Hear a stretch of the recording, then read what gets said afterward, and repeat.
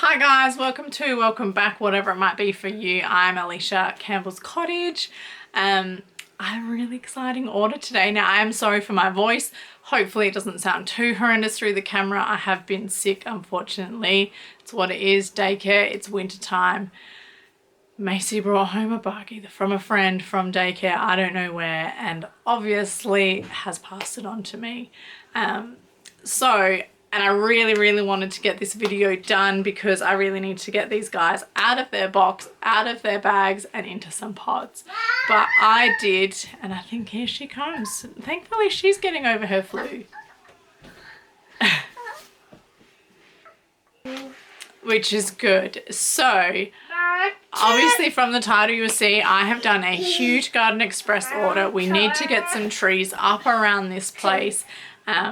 And I wasn't prepared to go out and spend like $60+ on trees for in the new section around the veggie patch.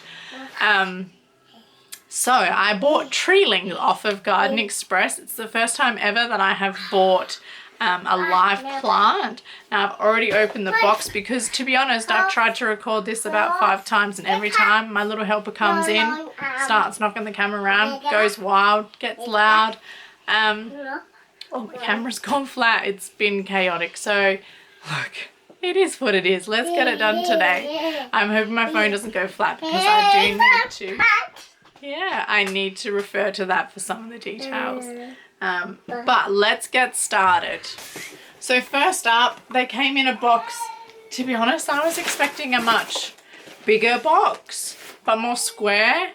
Now seeing how they're packaged and whatnot makes a lot of sense. So they're just in there like that, which a lot of them are a lot bigger than I thought they were going to be. So start with the first one. We bought a scarlet oak, which, like, the branches, well, the stems are a lot thicker than I thought. They've got buds on them. I didn't expect them to come like this. To be honest, I kind of thought they would come bare root with no soil. And like maybe in newspaper or something like that. So I am really quite glad with that packaging. This one definitely needs to come out, and it is one of the smallest of the lot. But this guy grows 12 meters high and about 8 meters wide. It's got a really unique leaf shape. I'll pop a picture up of it. It does say that it requires little water once it's established. Now, whenever putting in new trees, you must water them for the first 12 weeks, regardless really of what time of year it is. Obviously, if it's raining, well then that counts as your watering. But my plan is to get the bulk of these in the ground that I know where they're going to go. The rest will go into pots. Sorry, and I'm probably going to start losing my voice because I've been trying to record this so many times. Every time Macy loses it and comes in. You also need to remember for the first 2 seasons while they're so young, and especially like this little, they do need some extra love and attention in summer as well. Next up, and so see what I mean, guys, like this is really quite big for a treeling.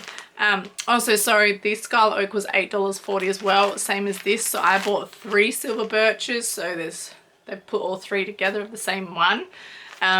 These again are in quite good condition.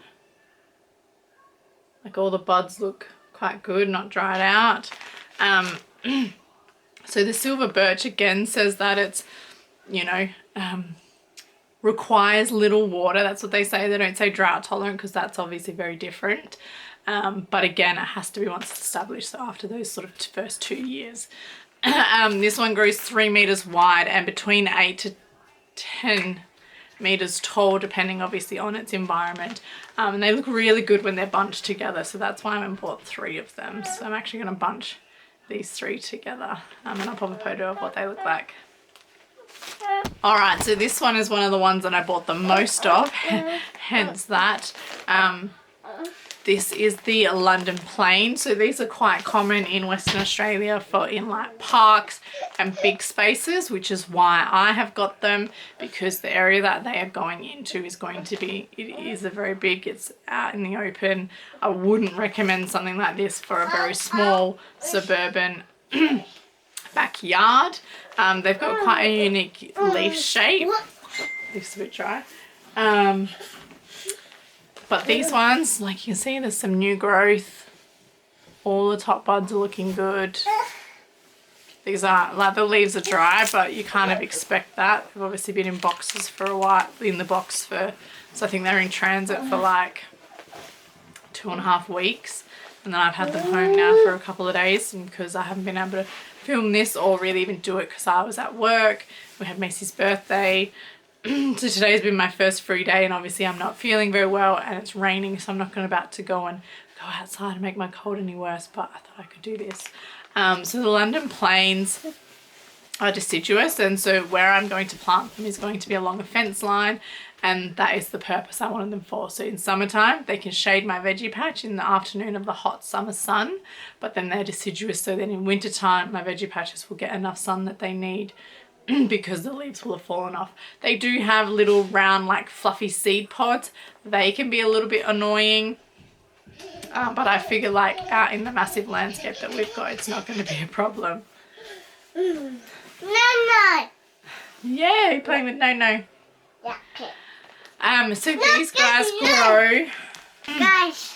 These guys grow 20 meters high to 15 meters wide, so they are a very big tree.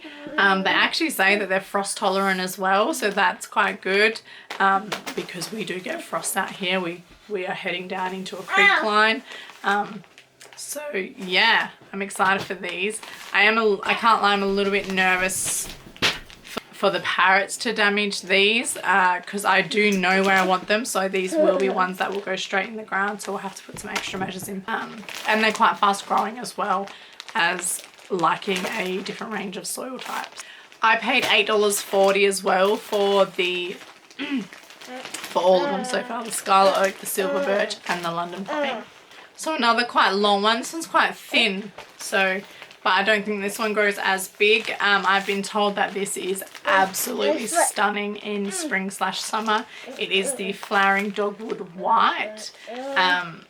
This one, it looks pretty good. I mean, like, you've got these little bits that obviously, I hope it's gonna break off. But the rest of it is looking quite good. New little buds. And yeah, it is quite tall. So this one is a bit more like bush form, so it's 4 to 6 meters tall and 4 to 6 meters wide. It is also frost tolerant once established, so same as that watering, like pretty much when things say established, you really need to give it 2 seasons, which that might seem like ages, but I mean, considering for like, you know, for sort of winter, springish, kind of like half of autumn, half of spring, you kind of don't have to do as much with them, but definitely for that summer period they need a bit more. And so same with, like, obviously frost tolerant is one thing. So if they're not frost tolerant though, like there are a few trees like jacarandas for example that need protection in winter. Right, this one is long. She is long, but she is thin. The leaves are definitely dried. Mama. The picture of this one, oh my god, beautiful. So this is a Chinese, yeah, okay. This is a Chinese redbud. Now the flowers on this, I'll pop a picture. As soon as I seen it in there, I was like, I don't really care what it is, where it needs to go, I'll make it work, because the flowers on it are stunning. I've done the same thing with a flowering almond. I was like, oh yeah, cool, thinking I would get almonds as well, and then I realized no, it's like a flowering pear and flowering crabapple and that. But this one looks in quite good condition. It's got another little growth there. It is very long though. So I don't know if this one will go in a pot or if it'll go. So the locationing of this one I do think is going to be a little bit trickier, because it actually does say it can tolerate full sun, part sun and full shade. So I kind of feel like it probably needs to be a bit more on the shadier side. It is ideal for pots and containers, and it is a lot smaller. So this one will only grow to 6 meters tall and 4 meters wide. Liquid amber thing solved. So I did get 4. I thought I did. All quite small. This one looks really nice. Ooh, this one not so much. Okay. This one nice and like green and lush. This guy, I don't know if you guys can see that. is like dried out from there onwards. Okay. He definitely, it's still alive and it's still green, but he's not as much love and life. The rest of them though are okay. Alrighty, this is a teeny tiny little guy, but he is still happy. Nice green growth, well, nice budding. I got this one because the leaf foliage on this was so different. Like it's this round, really weird. I'll pop a picture up. So again, another frost tolerant one. I didn't really go into this thinking and wanting frost tolerant things, but it's always a bonus. This one will grow 10 meters high to 5 meters wide. Sorry, to 15 meters wide. And it does say that it's happy with full sun, part shade, but this one, because its leaf form is quite delicate, it does prefer to have a bit of shade from the afternoon summer sun. So definitely, you know, would prefer all morning sun, midday, and then a bit of protection. So from that. But yeah, he's a little cutie, isn't he? I think he might need to go in a pot because one little snip from a parrot and she's gone. She's over. I couldn't go past getting myself a Japanese maple now, look, to be honest, because to buy some of the Japanese maples, holy hell, they are expensive. Like to buy a fully established one was like $150. Obviously there's all different varieties, so I'm quite happy with how big he is. They are, should I say. These definitely need a lot more shelter, a lot more protection, but they have the most stunning red foliage. So obviously in a pot, it loves their bulbs. A very decent sized pot or around in a sheltered, they grow around 4 meters tall. Obviously, depending if you've got a small pot, it's going to be to that small pot size. If you're putting it in the ground, it's going to be able to grow a bit bigger, and it's also 4 meters wide as well. So, but they're looking good. Alright, and the last lot of trees that I bought. So I bought 5 Canadian maples. I am obsessed. Like, look how red those stems are. Gorgeous. These are going to line the driveway. They have the most stunning autumn foliage. I'll pop a picture up. These are also frost tolerant and they grow 12 to 15 meters tall and 8 meters wide. And they too, they say they can handle full sun, part shade, part sun, and full shade. They are very much common though on like driveway avenues, so I'm pretty confident that they should do okay being out in the full all day sun. But how stunning are they? I'm hoping to get these ones straight in the ground, and then we will pop a little thing on, because they look very healthy. I'm very happy with those. Small but very healthy, so that one should be exciting. Alrighty, and then the last few things I got, which obviously aren't trees, but I got strawberry, a 5-pack of strawberry Adina, which I didn't think it would come like that. I'm shook. Like, where's the green leaves? Anyway, we'll chuck those in. I've got a pot for strawberries, and then a raspberry heritage, which he looks okay. I don't really know. Raspberries, I was shocked at how they turn out, and they're thorns. But it looks very similar to all the other ones I've seen. And last but not least, I'm so excited for this. So I've just gone and bought an elderflower, but I was chasing an elderberry, and he looks quite okay. Lots of, I don't know if you guys can see that, he's got a new shoot there and a new shoot here because he's been snipped off. So he's looking good. I'm excited for this one. The flowers and whatnot, and just the tree, the foliage of them are stunning. Not to mention all the other benefits of them, but yeah guys, so that is it. I will do another video where I'm potting all of them up.